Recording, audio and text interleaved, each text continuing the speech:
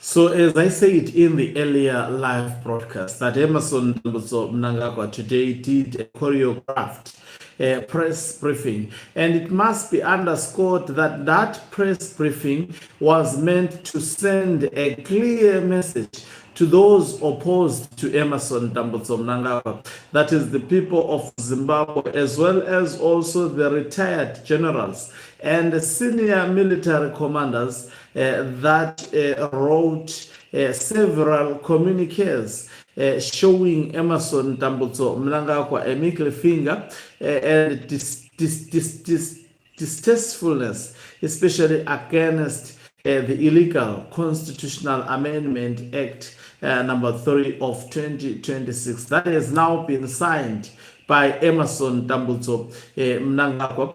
And it was meant, as I said, this press briefing really to send a clear message that Mnangagwa, I mean, he is a fearless man. He wanted to project himself as a man of bravado and courage. Of course, but the question is, he may tell himself that, but for how long will this last? Greetings and welcome to your lovely channel, the Tonipani Global News. If you are watching us for the very first time, please don't forget to press the subscribe button so that next time when we come through, you don't get lost. You become the very first one to watch us. So let's listen to the video that has been posted by the state propaganda. I'll be playing you the audio some few minutes and few moments ago when Mnangagwa was interviewed, choreographed. Envisage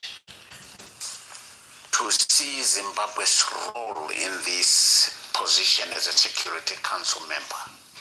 Well, it's not actually Zimbabwe's role. We will not be acting individually or in isolation. We go there representing our region. So whatever Zimbabwe will articulate will be a collective view of our region.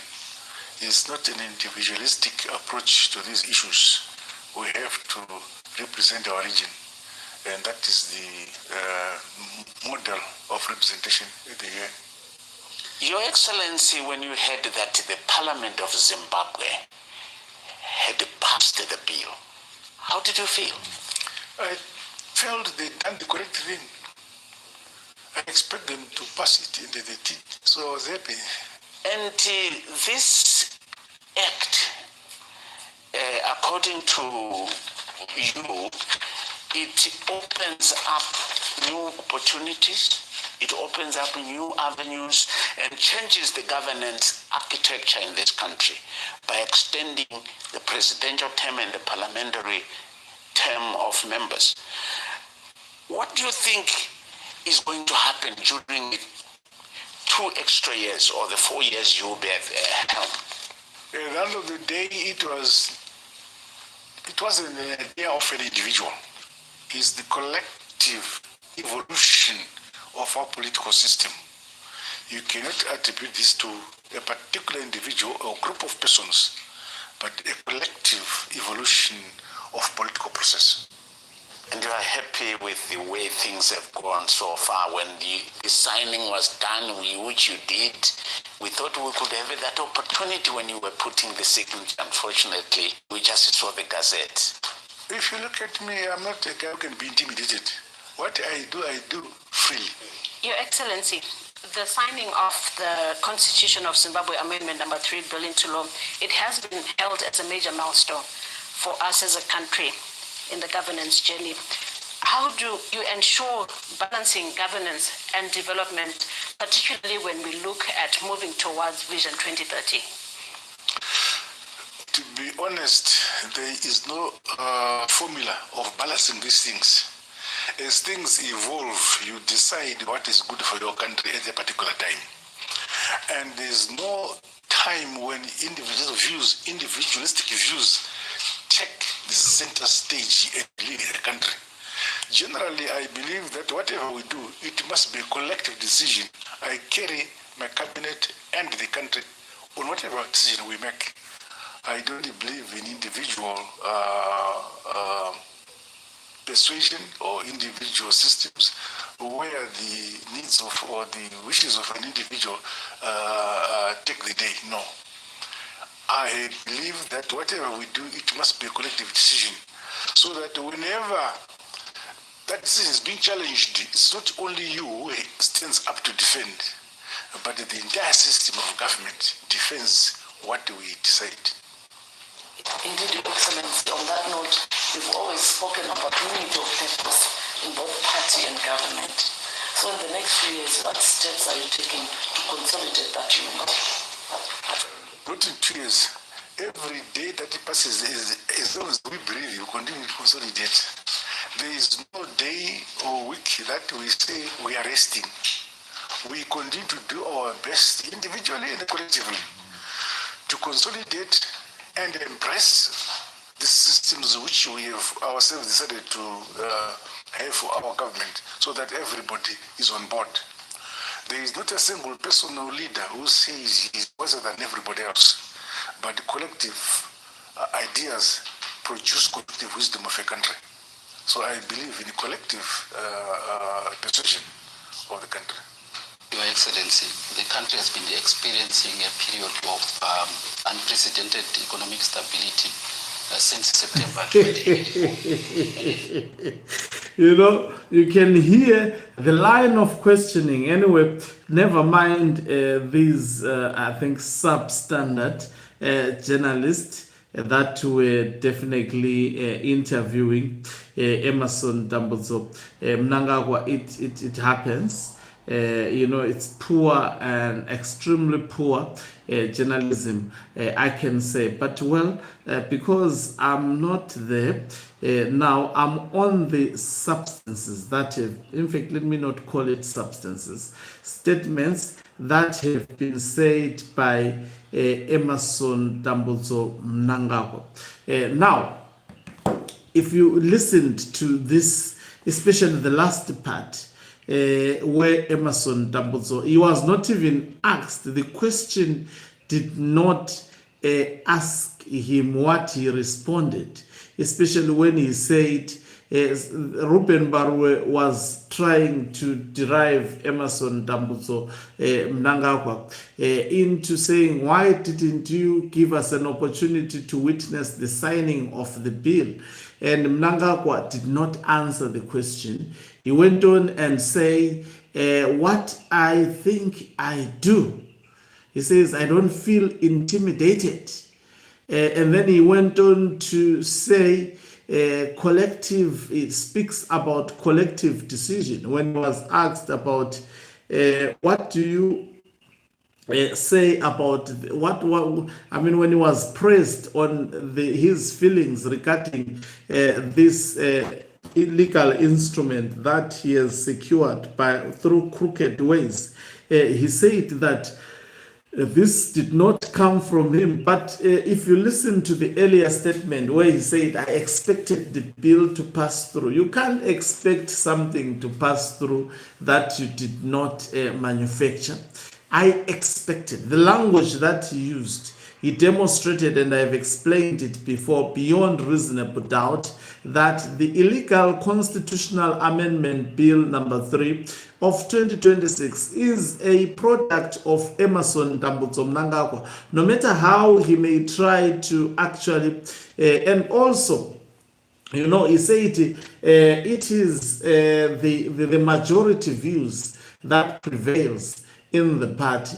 He said it is the collective views that prevails, struggling so hard to give an impression that indeed this was a collective view, and saying whether he likes a collective view or not, if the party passes a collective view, he carries that collective view. And we know that in ZANU-PF you cannot speak of a collective view because whatever comes straight from the bedroom of Emerson Dambudzo Mnangagwa, it is embraced by everyone in that Politburo, and that, in fact, it is imposed.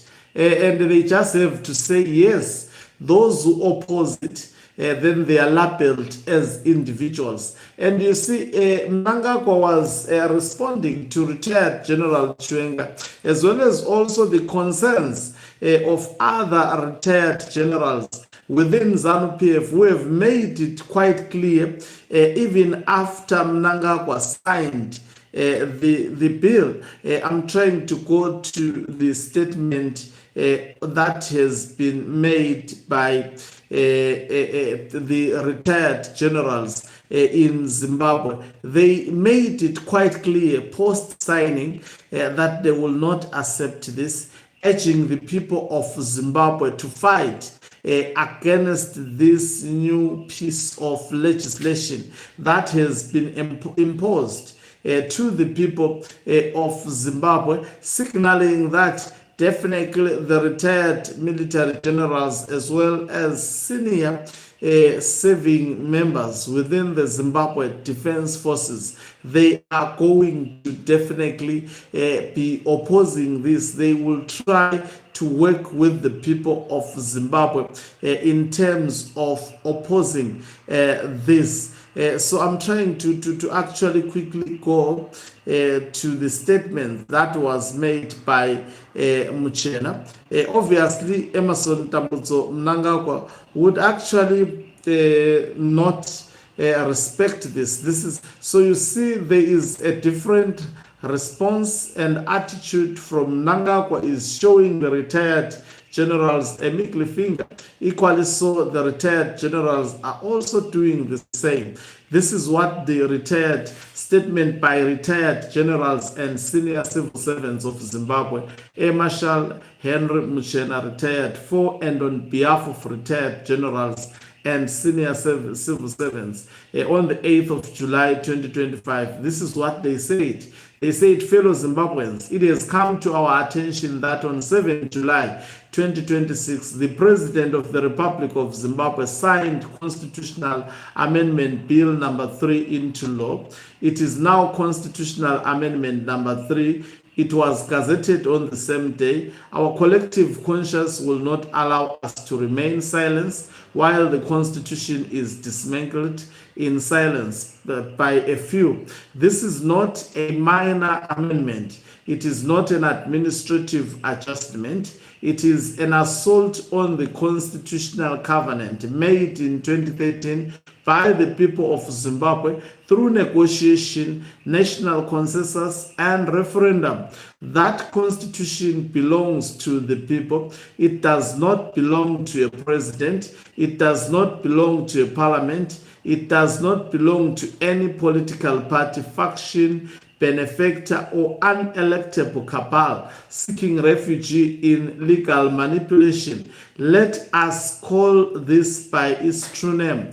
Zimbabwe has, in spirit, if not in form, returned to the dark logic of 11 November 1965, when a small circle abrogated to itself the power to redefine the law without reference to the governed.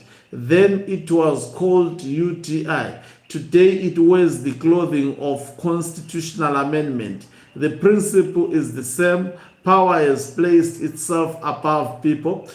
Put simply, we are now being asked to live under a constitution altered not by the sovereign will of the people, but by the decree of those who fear that will. The law is being made to serve power instead of power submitting to law. The black majority once again is being told that it may vote but may not choose. That is the deepest betrayal.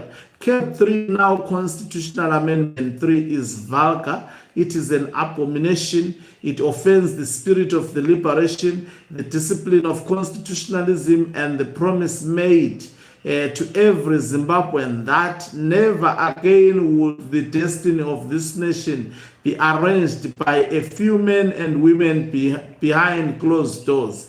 The merchants of these amendments claimed they were curing toxicity in our body politics. In truth, they have poured poison into constitutional bloodstream.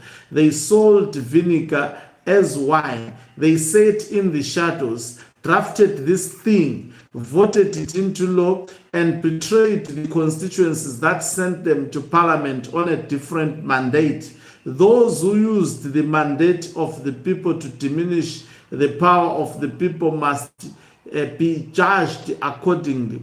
They have taken from Zimbabweans one of the most sacred democratic rights, the right to choose the direction in which this country must be governed.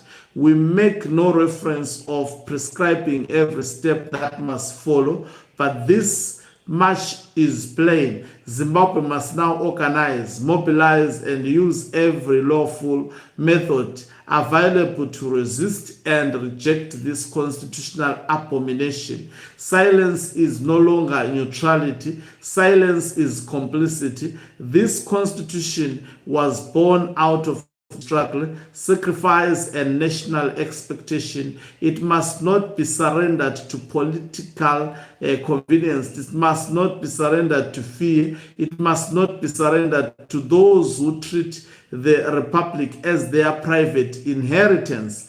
We did not spend our careers defending this nation's institutions to now watch them destroyed under color of legality.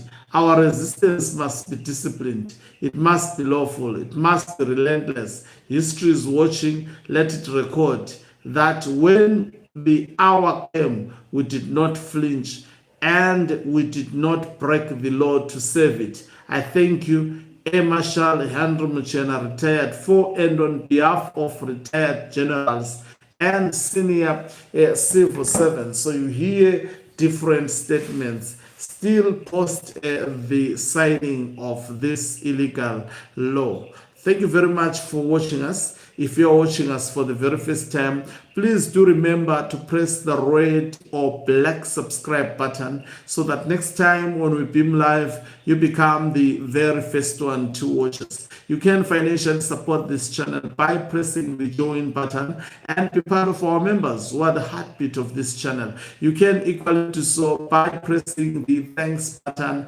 and send us stars. Okanqubu Mhlabane is signing out. Let me love and leave you. Let's meet on the other side of the broadcast, definitely, as I give you more. Okanqubu Mhlabane.